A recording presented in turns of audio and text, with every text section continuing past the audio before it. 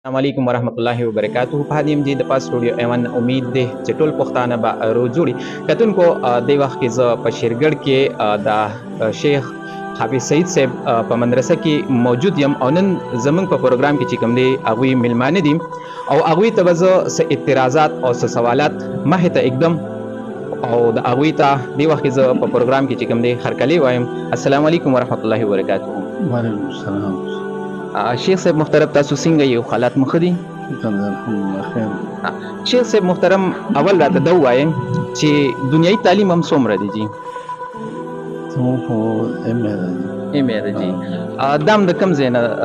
دغه شوی دی؟ لکه دنیایي تعلیم تاسو د کوم ځای نه کړی دی؟ ما مردان ښه مردان نه. او دا راته ووایه چې بیا دیني لحاظ سره چې کوم دی بیا د کوم ځای نه فراغت شوی دی؟ چا نه هم کړی دی؟ کوم کومې مدرسې نه شوی دی؟ زما ټول سبقونه الحمدلله په خپله مدرسه کې ویلي جی. او زموږ د ټول پاکستان په سطحه یو بورډ دی جی. وفاق المدارس. جی. نو د هغې نه بیا زه فاضل ویلي ټول پاکستان په سطحه باندې چې کوم بورډ دی نو جی جی د هغې نه فراغت دی زما. جی. او دور حدیث مو دلته کړی دی د خپلې مدرسې نه. خپله مدرسې نه. حضرت دا راته ووایه چې مولانا فضل الرحمن صاحب سره خو به همناسته شوي وي، نږدې به ور رسېدلې وې. مولانا فضل الرحمن صاحب څنګه سړی دی؟ نو هغه تقریبا زه به دا ووایم چې د ټولو علما کرامو په هغه باندې اعتماد دی او 10 لکه علما کرام جی هغه باندې اعتماد کوي. او که هغه داسې یو غلط سړی وي یا مثال په طور څنګه عام سیاسي خلک کوم پروپیګنډې کوي چې یو نایب والا وزیر اعظم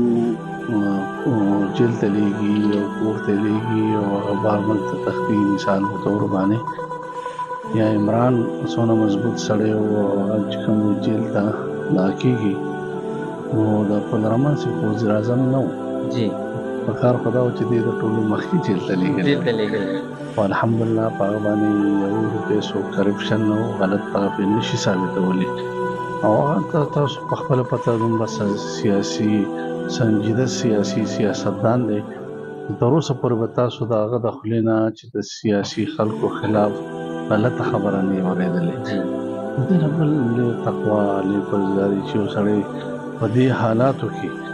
هغې چې کوم دی د دې دین دونه دفاع کوي د مدارسو دونه دفاع کوي بیا کوم آیین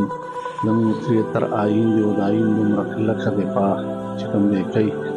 نو د دې نه بل غټ ولي کېدی شي چې دونه لوی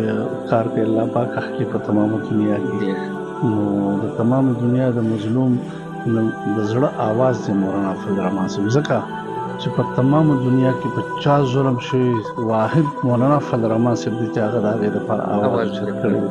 د بل ملک نه یا د بل ځای نه یا د بل یو حکمران نه چې د مسلمانانو ملکونو 2 باچاهان په بنده کمره کې د امریکې مخالفت نشي کولی. مولانا فضل الرحمن صاحب د اسمبلی په پلورې کوي په جلسه کې کوي په سټیج باندې کوي د عوامو په فلور باندې کوي په هر میدان کې په میډیا ته کوي په هر میدان کې دا بغیر د ایمان د قوت نه بغیر دا کار کوي د صفر طاقتونو خلاف یو سړی داسې برملا لګي نو زموږ ته خو د ټولو نه علماو سر تاج دی. شیخ صاحب محترم دا راته ووایئ چې خلک همدغه خبره کوي دغه اعتراض کوي چې سیاست چې کوم دی د دې معنی د دروغ ویل. نو آیا دغه شان چې موږ د خپلو مشرانو نه سوچ وکړو او هغوی خبرې کوي نو دغه شان ستاسو والد صاحب ورپسې چې کوم دی باباجي صاحب دغه شان تاسو هم د سیاست په میدان کې قدم ایښودی دی نو آیا تاسو چې دا خلک دا کومه خبره کوي نو آیا تاسو بیا د دروغو ته ولې میدان ته راووتئ او ولې خپل ځان چې کوم دی په نوجوانانو یا د نور عوام چې کوم دی هغوی په ټارګټ ولې ځان بیا راولئ چې دروغ دی نو ولې علم سیاست ته رادانګي د سیاست سره د علم څه کار شته؟ تاسو ډېر ښایسته سوال وکړو. د سیاست معنا دروغ او دوکه نه ده جی. او دې خلکو ته پته هم نشته چې د سیاست ته کوم چې بلفظ دی او د دې معنا د اسلام مختلفې معناګانې کوي شاور الله صاحب او نور علما کرام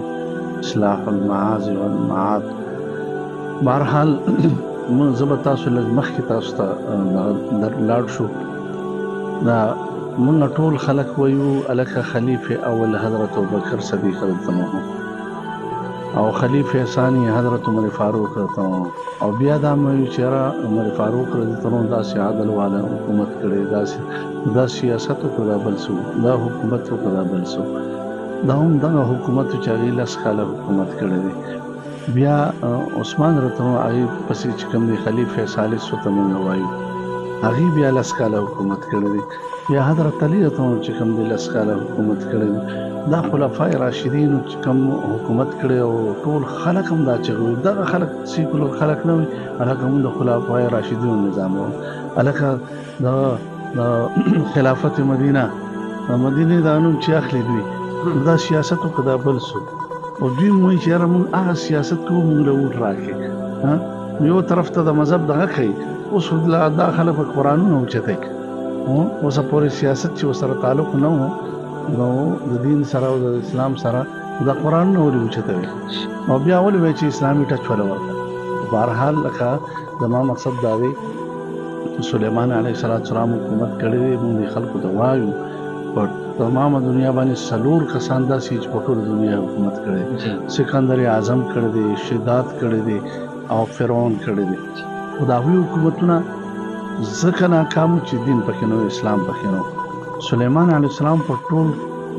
دنیا نه په ټول کائنات حکومت کړی دی وسو د الله پاک د حکمونو نفاذ وکړي دا یو د دې زمکه د اسمان فرق دی بیا تاسو ګورئ داوود علیه السلام بارک الله پاک فرمای یا داوود انا جعلناک خلیفة فی الارض دې په ځمکه باندې د خلافت او حکومت هغه حکومت قبل سي کول دا سیاست او قبل سو دا د دې خلکو خبرې ټولې پروپاګاندا دي او د مغرب خبرې دي مسلمان هم نه دي دا مسلمان په کول شنو بیا ولا خبره نه کوي شیخ صاحب محترم تاسو په دې سپیچ کې یو خبره وکړه چې قرآن اوچتای نو اوس خلک هم دغه اعتراض کوي چې علما کرام چې کوم دي هغوی د کتاب نه هله چې کوم دي د قرآن شان وکړي چې دا قرآن دی او قرآن له اوټرا کې په دې باندې تاسو څه وایي لږ نظر په دې واچوئ چې مثال په تور یو سړی انجینرینګ کوي نو هغه سره به کوم کتاب په لاس کې د انجینر کتاب وسره یو سړی میډیکل کوي نو هغه سره به کوم کتاب په لاس کې میډیکل دا وسره ډاکټر دا وسره یو سړی په بل چې کوم دی هغه زراعت کوي بل څه کوي هغه سره به هغه کتاب په لاس کې علما کرام څه کوي نو دې سره به څه په لاس کې دا راته د خلکو نه تاسو کې وې څه به سره په لاس کې قرآن به سره په لاس کې نه هغه مقصد دا دی چې موږ تاسو ته د قرآن نظام تراولو چې په دې قرآن کې الله پاک کوم نظام هم ترالېږلی دی دا موږ او د هغې دپاره غواړو چې په دې ملک کې الله پاک کوم مقصد دپاره پیدا کړی چې د هغې الله د حکمونو نفاذ وشي په دې ځمکه باندې دغه دپاره او تاسو وګورئ نن سبا کارونه ډېر زیات چالو دي دغه شان نورو پارټیانو چې کوم دي پرشبندۍ نالۍ ځای په ځای پولونه تړي نو آیا دا دوی د خپل جیب د طرفه کوي که نه دا دوی ته د سرکار د طرفه فنډ میلاو شوي دي که نه دا دوی دا فنډونه دوی ته مخکې میلاو شوي او دوی پټ کړي دي یا دا خو ښکاره خبره ده چې څونه فنډ لګي هغه د حکومت طرفه لګي بیا زه ورته دا وایم چې په 1 کروڑ کې 20 لک روپۍ په صحیح معنو کې نه لګي نو دا دې وخت دا کم خلک دا کار کوي په هغه وخت کې ورته ولې نه کوو خو دې دا معنا ده که نه چېرې زه به دې دپاره صرف دا کار وکړم چې زه د دې خلکو نه چې کوم دی اوټه په دې طریقه باندې حاصل کړم او دونه پیسې دي چا سره چې دونه کار وکړي خو دا خو د خور پر پیسې دي بل حلالې پیسې کېدی شي ما ته د یو سړی وکړي چې دونه حلال کړي او چې د پاکستان کې به یو څو کسان وي هغې سره به دومره حلالې پیسې به وي او یا هغه به الله پاک دونه زړه ورکړي او په دې قوم باندې به چې کوم دی لګوي نور سوال نه پیدا کېږي دا ښکاره خبره ده چې دغه حکومت پیسې خو دوی اوس په دې وخت کې ځکه لګي د خپل اوټ کش کولو لپاره شیخ صاحب محترم دا راته ووایئ چې علما کرام لګیا دي ځای په ځای باندې په سیټونو باندې ولاړ دي او ښه نیکان خلک ولاړ دي خو آیا دوی خو د عوام له نه څه کړي دي نه څه کار کړی دی نه څه نه چاته لختې کړي نه چاته پرشبندي کړې ده، آیا دوی په کومو سترګو باندې ورځي؟ آیا دوی ته به سقوط ورکړي؟ ځکه چې مخکې چې کوم حکومت و نو عالم پټکي ګیره هغه د نوجوان په زړه کې او په دماغ کې داسې خبرې اچولې چې نن عالم نوجوان ته فیمیل ته بوډا ته مخامخ کېږي نو مولا بسې هغه الفاظ استعمالین. تاسو څه وایئ؟ تاسو به کامیابي د دې نوجوانانو د دې خلکو نه به تاسو ومنئ؟ تاسو له به اوټ درکړي؟ آیا خو په ریکارډ باندې څه شته نه؟ تاسو څه کړي دي تیر حکومت کې؟ ستاسو په حکومتونه هم راغلي دي، تاسو خولی شئ چې تاسو څه کړي دي؟ یونیورسټي، کالج، هسپتال. الحمدلله د MMA په دور کې قاسم صاحب د دې ځای MMA و. نوراني صاحب موږ دلته د دارالعلوم تر وستو د ټولې دنیا لیدلې دي چې څونه سپاسنامه هغه ته موږ لیکلې وه ټول یې منظوره کړې وه. جی په هغې کې الحمدلله ډېر زیات کورونه د لوړ دې طرف ته په دې همیشه دپاره دغه خلک ممبران راغلي. دا 3 کورونه چې کوم دي دا ورته الحمدلله موږ نه کړي دي. بیا تاسو وایئ لکه په MMA نه مخکې په دې ټول KPK کې 90 کالجونه جی او د MMA په 15 کاله کې 104 کالجونه جوړ کړي دي. جی بیا یونیورسټیونه جوړ کړي. دلته موږ سکولونه الحمدلله څومره جوړ د ګنجې د هسپتال مو جوړ کړی، د شیرګړ د هسپتال دی، د شیرګړ د سکول دی، په لوړخوړ کې چې کوم دی کالج دی، په تخبې کې کالج د زنانو کالج دی او ډینټل بلاک هم په دغه کې جوړ کړی په دې لوړخوړ په هسپتال کې. پلونه، سړکونه د شیز الحمدلله د هغې مقابله تر اوسه پورې یو ممبر داسې نه راغلی چې د قاسم صاحب څونه ترقیاتي کارونه کړي او د هغې په 20 حصه یې کړي. دا موږ دعوه ده او موږ چیلنج ورکوو دې ته الحمدلله چې دونه ترقیاتي کارونه د علماء کرامو کړي دي. شیخ صاحب زه به ته دا خبره وکړم لکه دا کم تیر حکومت چې راغلو عمران نیازي نو دوی خو تاسو حکومت ته پرې نه ښودو، هغه د عوام دپاره یو ډېر ښه سوچ راوړی و. د نوي پاکستان یې جوړو، هسپتال یې جوړ کړو، میټرو یې راوړه او دغه شانته چې کوم دي نور هم ډېر د طریقې تاسو د هغه حکومت وغورځوم. د هغه په حکومت کې تروړه چې کوم وه هغه په 1200 باندې وه تروړه وه، غوړي دغه شان په هم 2-2.5 کې او چې کله د PDM حکومت راغی او مولانا صاحب هغه ته احتجاج وکړو نو هغه ټایم کې چې کوم دی بیا غوړي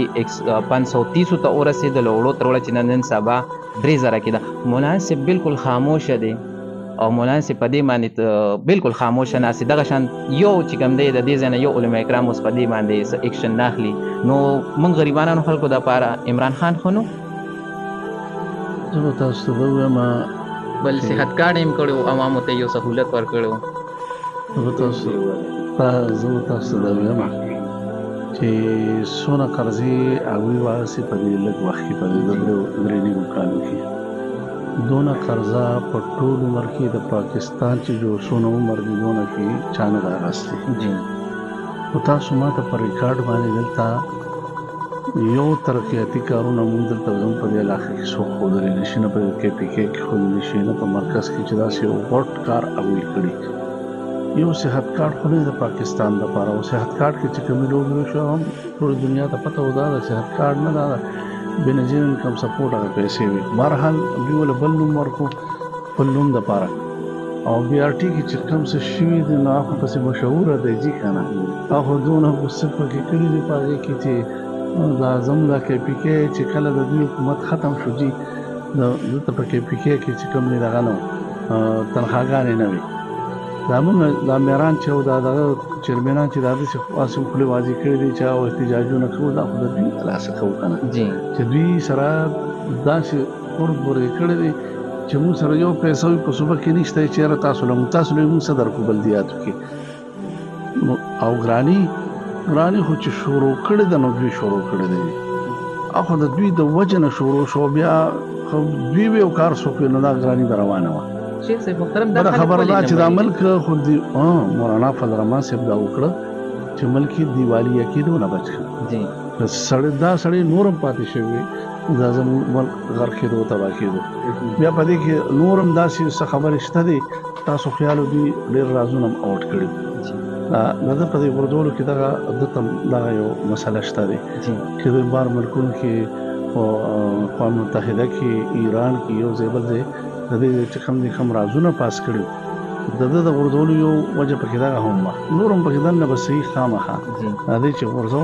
دې د ملک سره مخلص وي. نو هغوی وویل چې مکه پنځه نه خیر د ډېر وخت حکومت وکړي، خو دا سړی د ملک سره مخلص نه و، د غیرو په ایجنډه راغلی و. ما ته یو سړي وي چې 70 سال زما عمر دی، زما قادیانۍ نه پېژنم چې دا حکومت راغی ما قادیانان څه ته ویل کېږي. دونه هغې ته چې کوم د دې لارې کولو کړې، دونه هغې مخکې راوسته، لټریچر تقسیموي او دونه پرچار یې کو. بیا چې یو سړی زه به د هغه نه د خیر توقع څنګه وکړم چې د مندر بنیاد دی یو سړی او نوم دغه مدینې اخلي، ریاست مدینه نوم اخلي، او دلته چې کوم د اسلام آباد کې بیا دغه بنیاد دی او په دقه هفته کې دننه اسلام آباد کې یو جومات مسماري، مدینه مسجد هلته مسماري، یو طرف ته جوماتونه روانېږي، بل طرف ته د مندر او د مندر بنیاد څونه خلفا زموږ پاتې شوي دي، د خلفای راشدین نه راواخله تر د دې 1000 ساله پورې څونه اسلامي حکومتونه تېر شوي، څونه خلفا راغلي دي، یو کس پکې د مندر افتتاح نه ده کړې، نو څوک ویلی شي او نه چا اجازت ورکړی دی. چې یو سړی راشي او د مندر افتتاح کړي، نو هغه نه زه د خیر توقع څنګه وکړم، مدارسو باندې پابندۍ لګوي، د هغې رجسټریشن یې ختموي، نو هغه څنګه قوم له خیر ورکړي. یو سړی د اسلام سره خیرخوا نه دی، دی د قوم د سره خیرخوا نه شي کېدی. دا زموږ عقیده ده. کتونکو تاسو د شیخ صاحب محترم چې کوم سوالات کوم اعتراضات هم هغه ما د شیخ صاحب محترم مخې ته کېښودل، هغې باندې چې کوم جوابات هغه تاسو ته میلو شو. کتونکو همیشه دغه یو اواز کوو، هره ویډیو کې دغه یو پیغام ټول مسلمانان ټول پښتنو ته جاری کوم چې موږ مړه هم د دې خلکو یو او چې ژوندي یو نو همیشه به هم دوی سره یو. دغه اتم پرورې باندې چې کوم دی تاسو د کتاب نه بالکل مه هېروئ، خو هغه زموږ په ټول په پاکستان کې چې څومره علما کرامو په سیټونو باندې کتاب نښه ده، هغوی ته کتاب نښه میلاو شوې ده. نو انشاءالله چې موږ دغه نښه چې کوم دی کتاب یاد ساتو، خپل اوټ چې کوم دی جمعیت علما اسلام کتاب ته استعمال کو، په خپلو دواګانو کې یاد ساتئ. راکې ماته اجازت، د الله په امان.